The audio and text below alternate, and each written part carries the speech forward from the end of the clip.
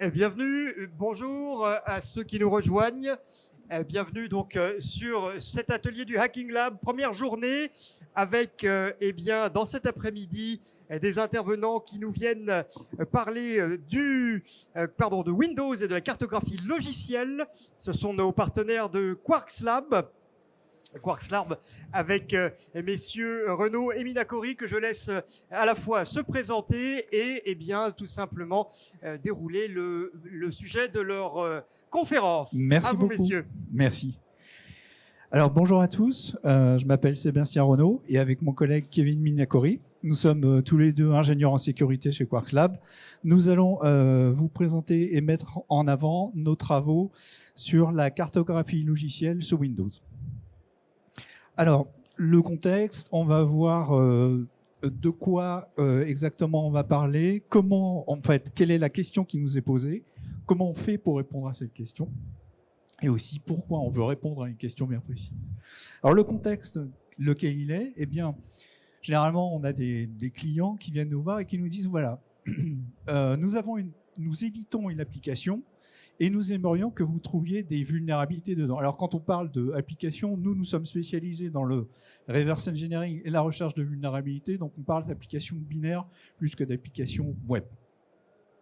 Alors, est-ce que vous pouvez essayer de faire de la recherche de vulnérabilités sur nos applications? Alors, la réponse est bien sûr oui. Et cette question, elle est intéressante parce qu'elle rejoint des fondamentaux de la recherche de vulnérabilités qui nous intéressent, et sous quel angle on aborde les choses et comment on fait pour les automatiser. Automatiser les choses qui nous permettra in fine de gagner du temps, etc. Donc on va voir ça en détail. Alors de quoi on parle ici? Comme je vous le disais, des applications avec notamment source fermée. On essaye de trouver des vulnérabilités sur des applications. Pourquoi? Pour y trouver des problèmes qui pourraient être dommageables, notamment pour l'éditeur. Et comment on fait? Pour démarrer cette phase de recherche de vulnérabilité plus ou moins en profondeur, en tous les cas, nous, on commence avec une phase qui s'appelle la phase de cartographie de base du logiciel. Alors concrètement, si on pose le problème, qu'est-ce qui nous est donné? On a généralement un installateur qui nous est donné directement par l'éditeur du logiciel, et en fait on n'a pas accès au code source. Il nous donne l'installateur et débrouillez-vous avec. Donc un installateur, qu'est-ce qu'il fait? Il va installer ce qu'on appelle nous dans notre jargon des binaires, c'est-à-dire des fichiers exécutables, des fichiers qu'on va dire généraux, des fichiers de configuration par exemple, des clés de registre avec leurs valeurs, et puis différents types de fichiers images, etc. Donc, à partir de ça, nous, ce qu'on essaye, c'est... on a donc l'application cible, on essaye de la modéliser, donc on va essayer d'en tirer un modèle de cette application, et in fine, d'y trouver des vulnérabilités. Ce qu'on essaye, c'est d'automatiser les deux phases, modélisation et recherche de vulnérabilité. Pour ça, qu'est-ce qu'on veut? Il nous faut comprendre la cible, comment elle interagit, comment elle prend les entrées utilisateurs par exemple. On va essayer de modéliser tout ça et d'en faire ce qu'on appelle une carte en fait. Donc nous avons un logiciel et nous voulons le cartographier, c'est-à-dire le modéliser. Alors j'insiste encore une fois sur le fait que nous ne disposons pas des sources du programme. Non, de temps en temps, ça arrive, mais dans la majorité des cas, on ne dispose pas des sources du programme. Et nous sommes aussi dans une optique de recherche de vulnérabilité. Alors, pour modéliser une application, qu'est-ce qu'on peut faire? On a le modèle typique de la boîte noire. On a d'un côté des entrées, au milieu un logiciel qui fonctionne peu ou prou comme une boîte noire, on ne sait pas ce qui se passe dedans. Et de l'autre côté, on a des sorties. Donc on peut faire de la recherche de vulnérabilité sur ce type de modèle on peut faire ça de manière plus ou moins coordonnée, avec plus ou moins intelligence. C'est ce qu'on appelle du fuzzing, de l'injection automatique de fautes. Mais dans une optique de recherche de vulnérabilité un peu plus fouillée, nous ce qu'on veut, c'est un modèle qui soit un peu plus précis que ce modèle en boîte noire qui est trop simpliste. Donc il nous faut une carte qui soit plus détaillée et donc un modèle plus détaillé. Alors, qu'est-ce qu'on peut modéliser? Eh ben, une application, elle est composée de quoi? Donc, on a un logiciel avec, on l'a vu, hein, des binaires, des fichiers, des clés de registre, etc. Et on peut aussi s'attacher à regarder quel est son comportement à l'application. Quelle est son activité? Est-ce que c'est une machine à état?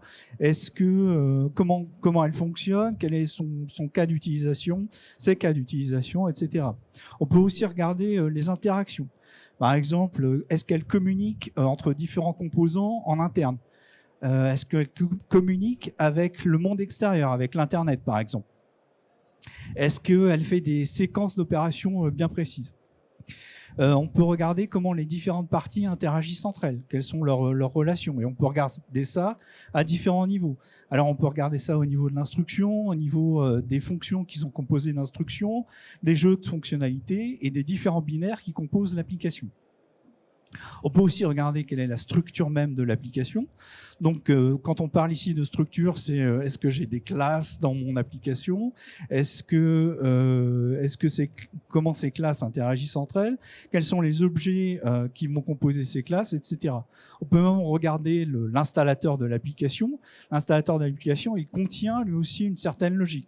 Est-ce que je peux m'installer sur tel système? Est-ce que je peux installer tel fichier si, par exemple, mon noyau vaut à telle version, etc., etc. Et in fine, dernière chose qu'on peut regarder, c'est quelles sont les interactions de l'application avec le système. Et c'est là que ça devient intéressant, c'est qu'on peut modéliser ça de manière relativement binaire, avec d'un côté des comportements qu'on va appeler externes. Donc j'ai tout ce qui compose mon application, ça c'est de l'externe, et puis j'ai tous les comportements internes de l'application, et in fine, quelles sont mes interactions de mon application avec le système, et ça aussi c'est du comportement externe ou périphérique du programme. Donc là, on a un modèle relativement simple, des comportements internes à l'application et des comportements périphériques ou externes si on veut. Et dans ces comportements périphériques, on y met tout ce qui relève des interactions avec le système, plutôt que les comportements vraiment internes à l'application, la logique métier, la logique interne. Là où ça devient intéressant dans une logique de recherche de vulnérabilité, c'est que c'est là où on trouve ce qu'on appelle, nous, dans notre jargon, les low-hanging fruits, c'est-à-dire les choses qu'on peut facilement trouver en termes de vulnérabilité. Des objectifs facilement atteignables en termes de recherche de vulnérabilité. Cette problématique-là, elle est souvent parce que les développeurs ont une très bonne connaissance de leur application et parfois une méconnaissance des interactions qu'elle a avec le système. Elle va créer des fichiers, mais en fait, on ne savait pas qu'elle créait ce type de fichier. Elle essaie de charger tel module, mais on ne savait pas vraiment qu'elle essaie de charger tel ou tel type de module. Ce que nous dit ici dans cette citation Peter Loretan, c'est extrait d'une thèse de doctorat sur la visualisation et la cartographie des logiciels. Ce qu'il nous dit ici, juste pour passer vite, c'est qu'en fait, il n'existe pas de représentation universelle d'un logiciel. On ne peut pas modéliser un logiciel de façon universelle et on ne peut pas le cartographier de manière universelle. Alors nous, ce qu'on essaye de faire, c'est de regarder, comme on l'a vu, les comportements internes. Alors comment on fait pour modéliser du comportement interne? Eh ben, on fait du reverse engineering, c'est-à-dire on a des binaires, on prend des programmes, on regarde le langage assembleur et on essaye d'abstraire ça pour comprendre qu'est-ce que ça fait. La problématique principale, c'est que ça, c'est difficile, ça prend énormément de temps humain et bah oui, la problématique principale, c'est que c'est difficile. Alors par exemple, quand on fait de la modélisation de comportement interne, eh bien, on fait beaucoup du modèle de boîte et flèche.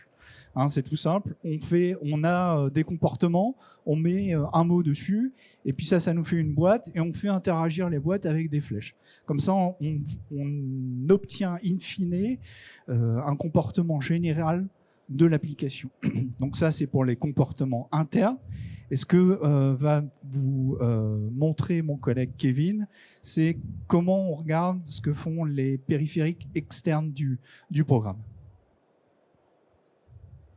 Merci Sébastien. Donc du coup, nous, on va s'attacher à comprendre les comportements périphériques du programme pour essayer de trouver les vulnérabilités facilement accessibles.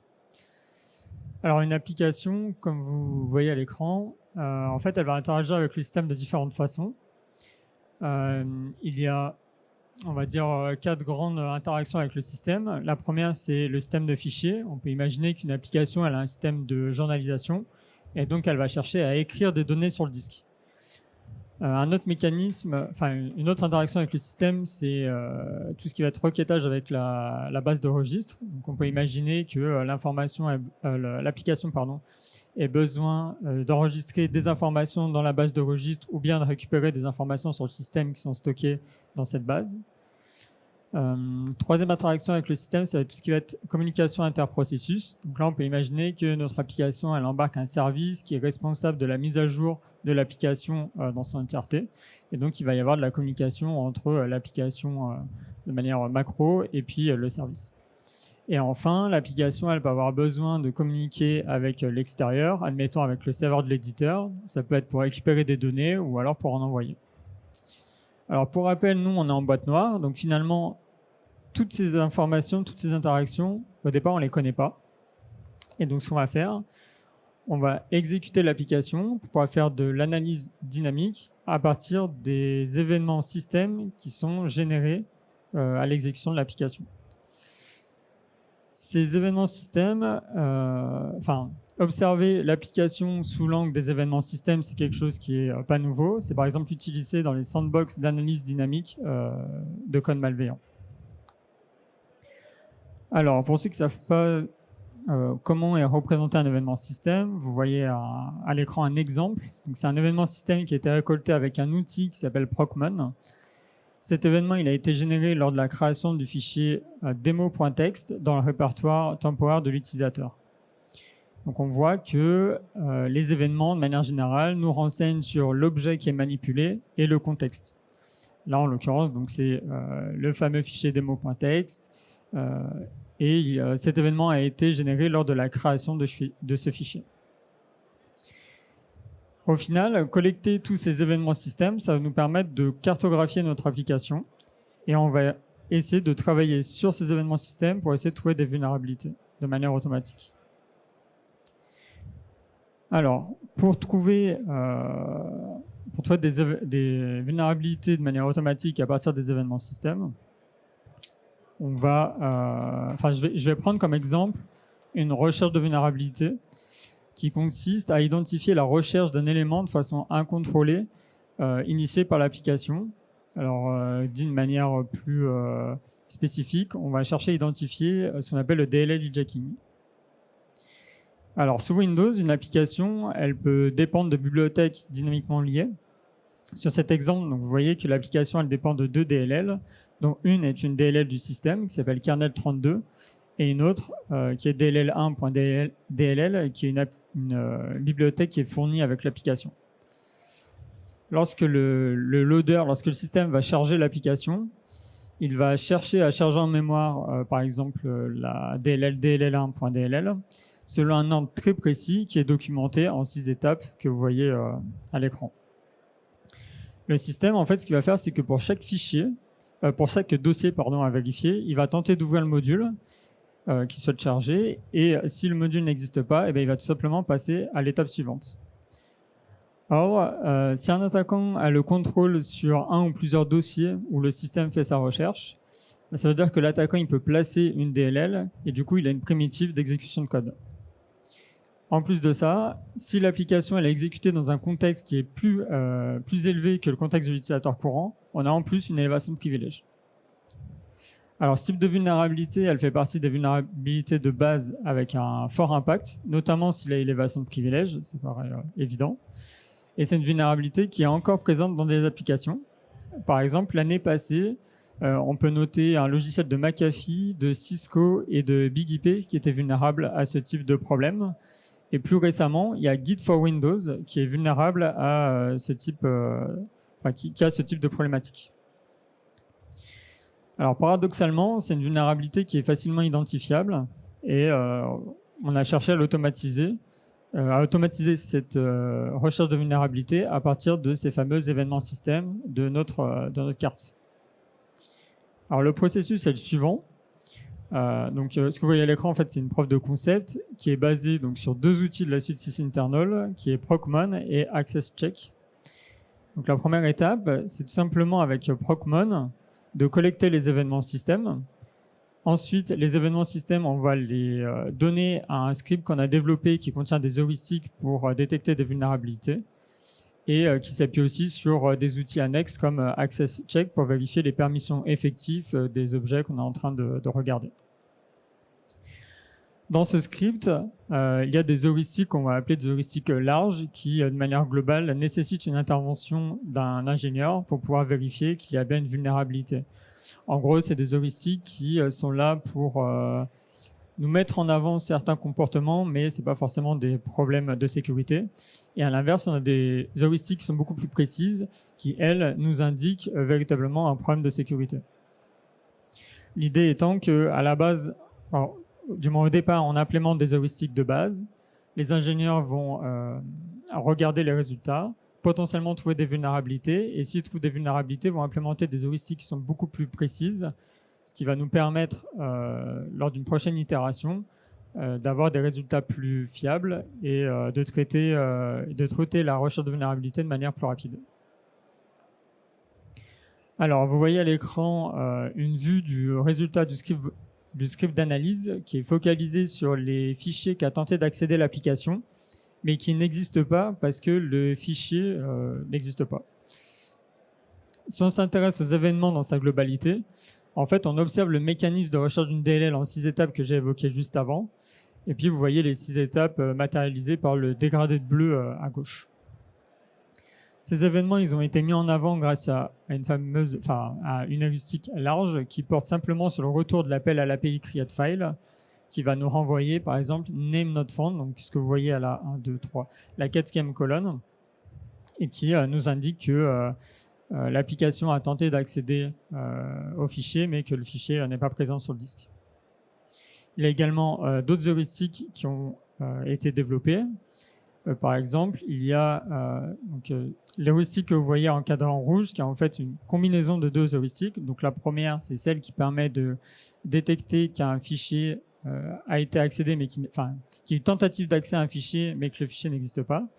Et la deuxième heuristique, c'est un test sur les permissions du dossier parent. En fait, ici, ce qu'on cherche à faire, c'est à tester les permissions effectives de l'utilisateur courant, et on essaie de savoir si l'utilisateur courant, qui n'est pas un utilisateur privilégié, a les droits pour créer le chemin complet vers ce fichier.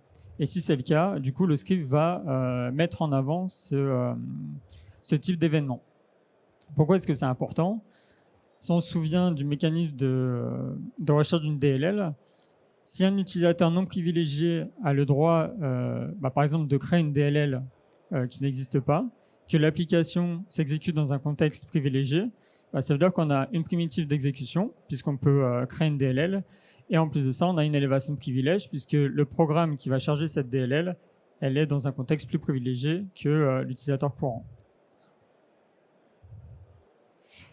Alors, tout ce que je viens d'expliquer, finalement, on l'a implémenté dans une heuristique plus précise, qui reprend les différentes étapes que j'ai évoquées, donc l'identification à partir des événements du mécanisme de recherche de DLL et le test concernant les permissions sur le dossier parent pour un utilisateur donné. Si le script retrouve cette heuristique, comme précédemment, il va mettre en avant la ligne qui correspond au problème. Alors maintenant, on va vous faire une démonstration. Donc, l'idée, c'est de vous montrer comment, avec l'outil, on aurait été capable de trouver la CVE, donc 2020-10-143, qui concerne l'application Macrium Reflect, qui, donc pour vous donner le contexte, est compilée avec OpenSSL, mais l'application est mal configurée. En fait, il y a un chemin qui est hardcodé dans l'application. Et donc, on va voir qu'avec le script, on est capable de voir l'accès à ce fichier de configuration, que le fichier de configuration n'existe pas, et pour autant, notre utilisateur non privilégié a les droits de créer ce fichier de configuration. Et puis on terminera par juste l'exploitation de la vulnérabilité qui est relativement triviale.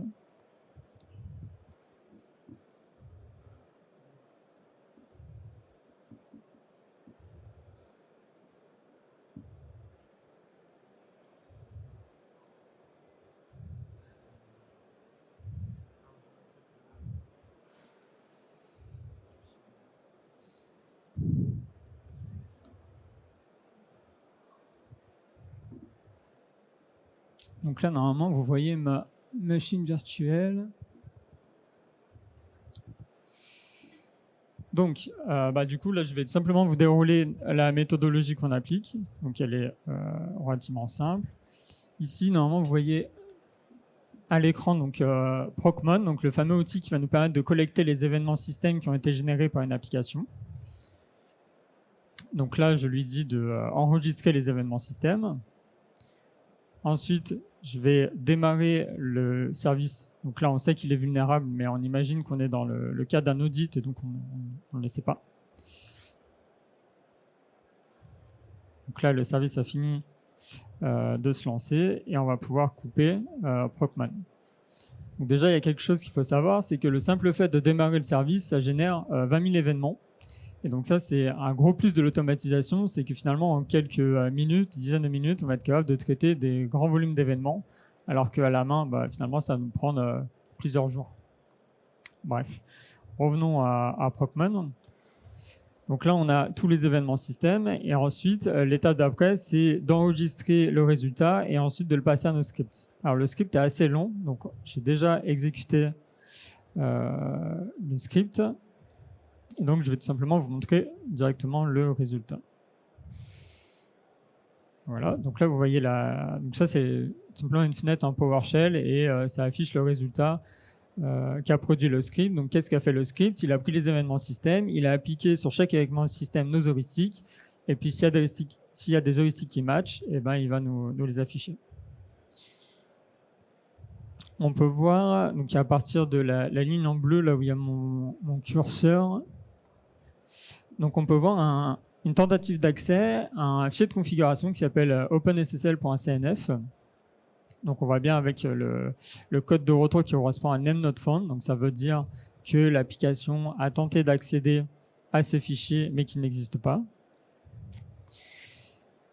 La ligne juste après, cette ligne-là, elle nous dit que notre utilisateur, qui n'est pas un utilisateur privilégié, il a les droits de créer le chemin complet vers ce fichier et ce fichier. Et donc, cette ligne-là, en fait, c'est tout simplement l'heuristique qui implémente toute la logique. Et donc, du coup, c'est pour ça qu'il y a cette ligne-là. Donc là, en gros, avec cette vue-là, en fait, on est capable de vous dire, l'application, elle tente d'accéder à un fichier de configuration. On a les droits d'écrire ce fichier de configuration. Qu'est-ce qu'on peut faire avec ce fichier de configuration maintenant? Alors, il y a quelque chose qui est assez connu, c'est que openssl.cnf, en fait, on peut lui dire de charger des modules complémentaires. Et typiquement, ces modules sont des DLL. Et donc, c'est ce qu'on a fait. On a créé ce fichier de configuration. Donc, dans le chemin adéquat. Là, je remets. Tac. Le fichier de configuration est assez simple. En fait, on dit juste à OpenSSL de charger cette DLL. Donc, pour lui, ça va être un moteur supplémentaire. Et voilà, c'est assez transparent pour lui.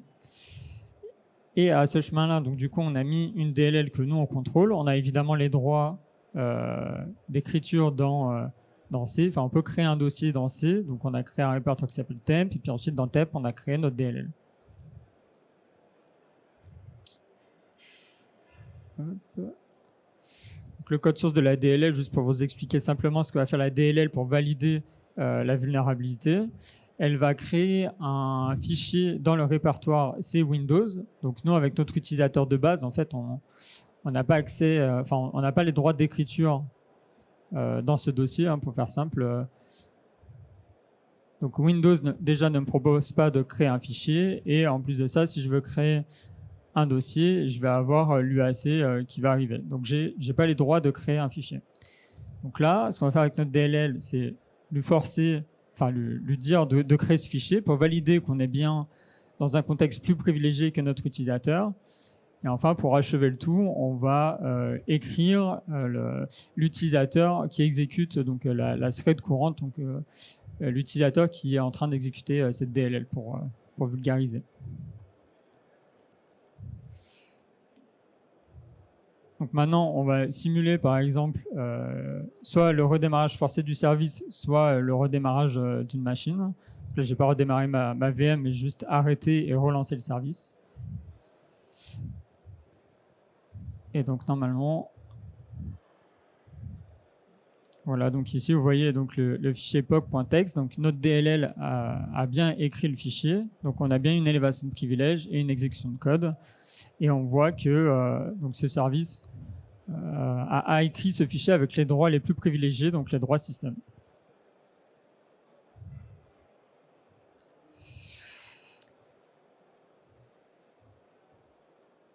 Il va nous rester 5 minutes. Parfait. Y a-t-il des questions dans l'Assemblée? On peut conclure juste avant votre conclusion, pour le coup. Tout est clair. Je vous laisse le mot. Ok, parfait. Et de la démonstration de conclusion.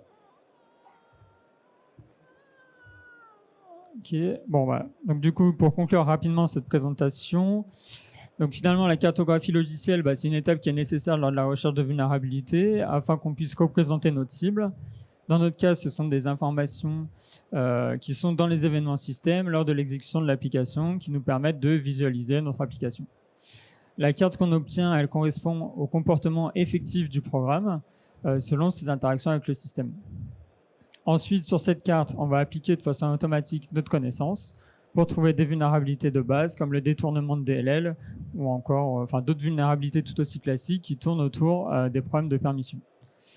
L'automatisation, elle nous assure qu'aucun point de vérification n'a été oublié et elle nous permet aussi de gagner du temps. Vous avez vu, ce que j'évoquais tout à l'heure, le simple fait de démarrer le service génère 20 000 événements. Sur des applications beaucoup plus lourdes, on est plutôt de l'ordre d'une centaine de milliers d'événements. Et enfin, ce temps qui est gagné, ça nous permet de nous focaliser sur des vulnérabilités qui sont beaucoup plus poussées et plus précises. Voilà, merci pour votre attention. Si vous avez des questions, n'hésitez pas à les poser maintenant ou à venir au stand C7. Merci, bravo à vous. Alors on va passer effectivement aux questions. Si vous souhaitez prendre la parole, je viens vous rejoindre avec le micro. J'ai une question. Oui.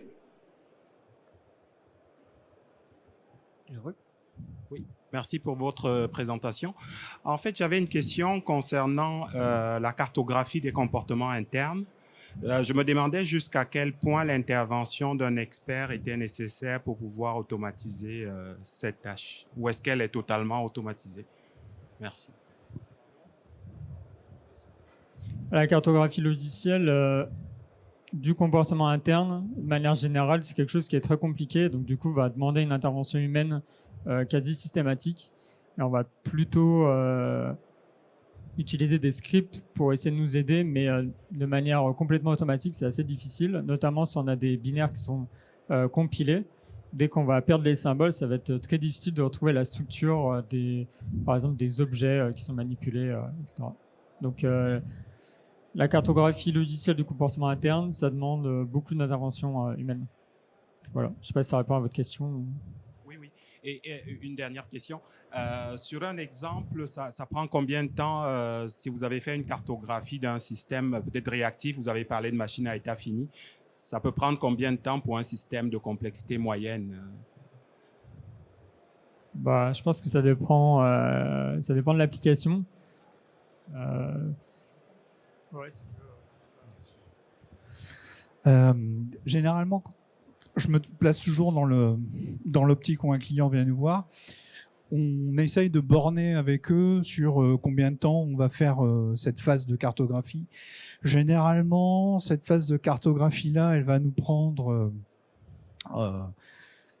c'est une grosse fourchette, mais entre, on va dire, 4 et 7 à 8 jours. Juste sur la phase de cartographie. En gros, et tout dépend, comme le disait mon collègue, de la complexité de l'application. Bien sûr, plus c'est étendu et plus ça risque de nous prendre du temps. S'il y a par exemple des drivers dans l'application, de gros drivers, ça va prendre encore plus de temps, etc. Donc, c'est une question assez dure à laquelle il est assez dur de répondre, mais pour vous donner une idée générale, on pense que généralement on arrivera à faire une phase de cartographie entre 3, 4 et on va dire grand maximum 7 à 8 jours, je pense. Merci. Merci.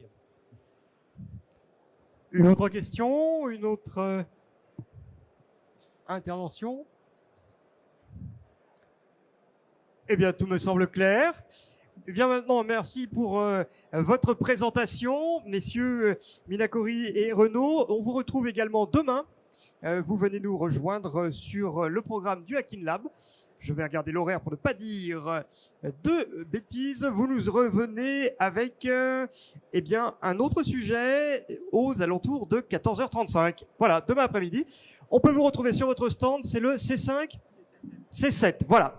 Merci à vous, merci chers participants et eh bien bon forum à tous.